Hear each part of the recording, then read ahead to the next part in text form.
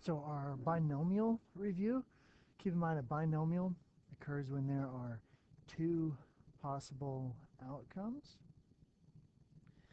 And so if you're asked to do a problem like this on a free response, just make sure you roll through the checklist very quickly, that there are two outcomes. And the easiest way to consider those, success and failure.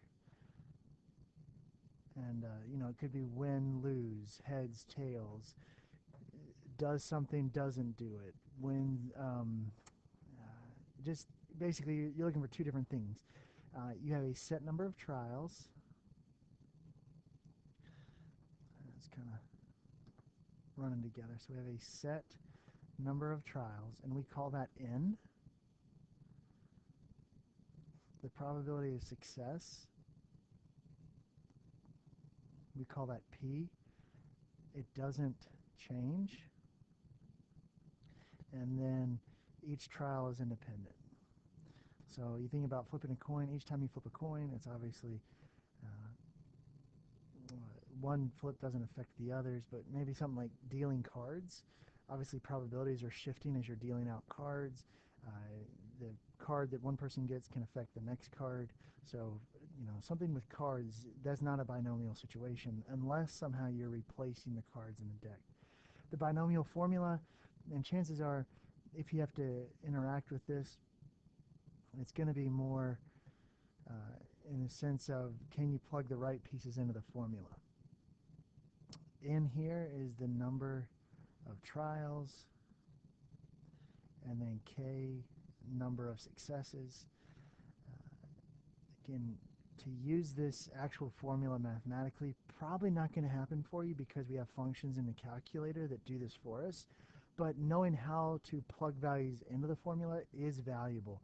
So we have this probability that a defective monkey scooter is 0.13. What's the probability in a shipment of 50? So here, n equals 50, k, k equals 8, and our probability is 0.13. So to plug into the formula, 50, 8 out of the 50, and then the probability of a success, quote unquote, that we get our defective one, raised to the number of successes, and then it's really just the probability of a failure raised to the number of failures. If you do have to do this by hand, remember this in the calculator would be that NCR, which you can find in the probability menu underneath. If you hit math, the math button over at probability, you'll get the combinations. A very specific type of binomial setting is a geometric setting, but you go until success. So as opposed to we flip a coin 4 times, what's the probability of 1 heads? This would be what's the probability we don't get heads until the second toss or until the third toss, something along those lines. So again, there are two outcomes just like before, but this time you go until success, and the wording of the problem usually lends itself to this. The probability of success, just like before, doesn't change. And finally, each trial is independent.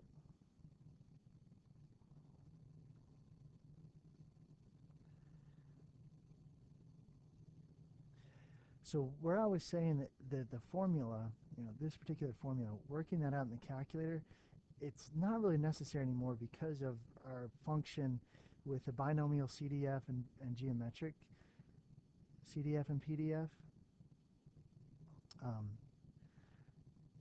Because this will do it all for us at once. Remember, the way that I've always remembered it, PDF is for particular values. So let's say we want, the probability that we get exactly 2 heads on 4 flips of a coin, versus the CDF, what's the probability we get no more than 2 heads? Any kind of inequality is used for continuous. One thing to keep in mind as you do these in the calculator, if you don't have the new operating system, binomial, you do total number, probability, and then number of successes, and then geometric, PDF, or CDF, either one, it's probability followed by the number of successes, or which number is in the parentheses here with X. As you're doing this, if you run across a situation where you're using CDF, so you have an inequality, CDF will always shade down, just like inverse norm, just like inverse T. So in order to use this properly, your probability statement won't always be less than or equal to, so we're going to have to use some tricks to get there, right? Let's say the probability x is greater than 2. Well, if we think about this, even if we just kind of list stuff out, well, greater than 2 would be everything from 3 and above. The problem is the calculator only shades, kind of this direction down here at 1 and 2. So what we can do is we can use our complement rule. 1 minus the probability x is less than or equal to something. Well, we always need less than or equal to when we go to the calculator. And so for us in this particular setting, it's less than or equal to 2. And you can see that if you kind of draw that chart. All right. What if we have greater than or equal to 4? So again, there's 1, 2, 3, 4, 5. You think about this, greater than or equal to 4. Again, the calculator is going to shade this way. So what does that mean? We need 1 minus the probability that x is less than or equal to 3. And then one final example here. What if they just give you less than? So less than 2. So we're going to start not at 2, excuse me, but just below 2 and go this way. And so that would be the probability that x is less than or equal to 1. Again, the whole reason we're doing these tricks is because the binomial and the geometric CDF function always uses less than or equal to. As we're moving through some of this stuff, if we start thinking about expected values, mean is interchangeable with expected value.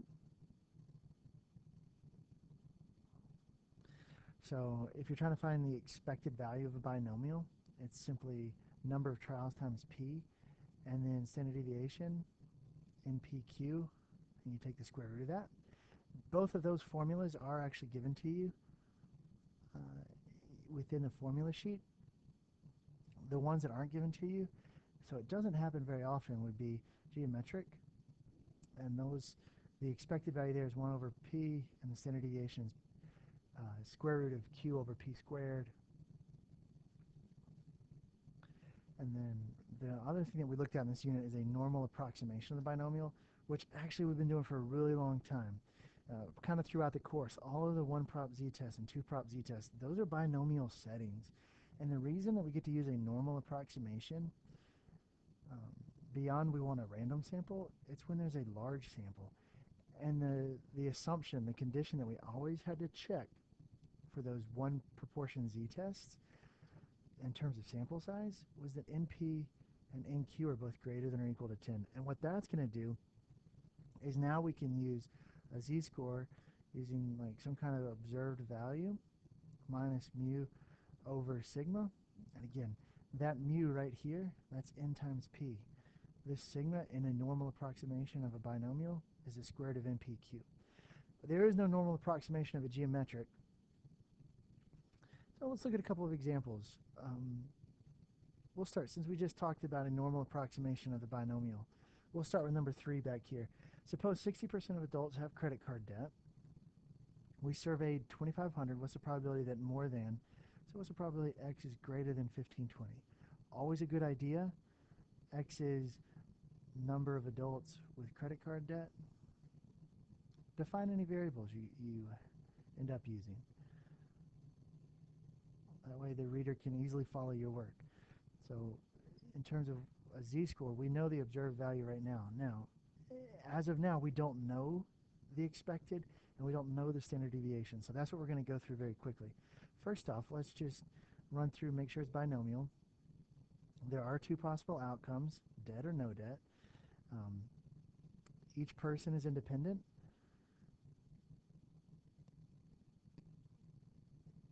All right, just because Johnny has credit card debt doesn't mean that Sue has credit card debt. There's a set number of trials, n equals 2,500, and the probability someone has debt is 0.6. Now, why can we use a normal approximation? Well, NP, which is 2,500 times 0.6, that's greater than or equal to 10. And then NQ, 2,500 times 0.4, that's greater than or equal to 10. So Our conditions for a normal approximation are met through NP and NQ. The only thing that we really added to that when we did the proportion testing and intervals was we wanted to make sure it was a random sample. So in order to find the mean and the standard deviation, remember mean for binomial is just n 2500 times p, and that's 1500. And then my standard deviation, the square root of 2500 times 0.6 times 0.4, and that number is approximately 24.5. So we could go through this, come up with a z-score. I believe the z-score is about 0.81. Go ahead, always a good idea, if you wanted to put a calculator syntax. So we're going from 1520 to infinity, right? Greater than 1500 or 1520. The mean is 1500. Standard deviation is 24.5. Graders love to see the shaded curve, so we're at not quite one standard deviation above, right? And we're going to figure out that area. And so the probability that x is greater than 1520, once we do that normal CDF, is approximately 0.21. So that's how you would appropriately use a normal distribution of a binomial setting. And really the trick there is just to make sure it's a big sample, and 2500 is. The top of this page is just going through and making sure we know how to use the calculator functions properly. Oh, excuse me. So first thing, we got 8% of males are colorblind. Researcher needs colorblind subjects. So we'll go ahead and say it's a all-male classroom. So always a good idea, again, if it's an open-ended question, one of those free response, just go through your binomial. So there are two outcomes. They're colorblind or not. Each student is independent. Right? Just because student A is colorblind doesn't mean student B will be. We have a set number of trials at 200, and the probability that someone is colorblind is 0.08. So we're in a binomial setting. So now it's just a matter of a quick probability statement that 20 or more, so x is greater than or equal to 20. And we're going to let x equal number of colorblind students. Again, always a good idea to define your variables that you use, so that's what we'll do there. Here's a situation. The calculator doesn't really help us out here because it won't shade up, so we need to use 1 minus the probability x is less than or equal to 19. So again, if you want to think about this, I'll just do a quick thought here. So greater than or equal to 20, we don't go that way, so we need to go less than or equal to 19. I realize it's kind of sloppy up there for whatever reason. To see what it would look like in terms of calculator syntax, this is binomial, and because it's less than or equal to, it's a CDF, quote unquote, continuous distribution. So n is 200, the probability is 0.08, and we're interested in 19. And if you don't, make sure we don't forget the 1 minus, and that final answer, I'll just put it out here, is 0.18. It's about 18% of the time it could get that many folks. What's the probability that exactly 14? So this is probably x equals 14. Don't need a trick here. This is just binomial PDF 200, 0.08, 14, and that probability is 0.095. Find the expected value and standard deviation. Well, expected value is just mean. That's n 200 times p 0.08 for 16 students. And then standard deviation, square root of 200 times 0.08 times q, which is 0.92, and that equals 3.84 students. So we'd expect in classes that big to have about 16 colorblind students. The probability that a researcher will need to talk to at least 10 before finding a colorblind. So here all of a sudden, here's a situation where we're going until success, which puts me in the geometric setting. So again, probability statement, we know probability that x is at least 10, greater than or equal to 10. Here we go again.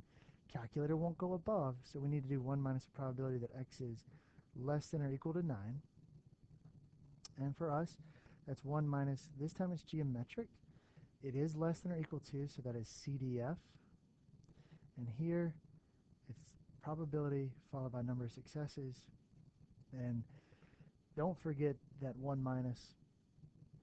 We should be right around 0.47, 0.472. One more example here for us. And assume the probability you make a sale on a call is 0.195. So we'll go ahead and find the probability that we make our first call on the first sale on the fifth call. So here we go again. This one's geometric. And again, not a bad idea. There's two outcomes. We make a sale, we don't. We're going to go until success. We don't have a fixed number of trials, but that's okay because we're not looking at binomial, we're looking at geometric. But I do know that each call is independent, and then the probability of a sale, we're told, it's not going to change from call to call. So what is the probability we make our first sale on the fifth call? X equals 5, and this time we're going to let X equal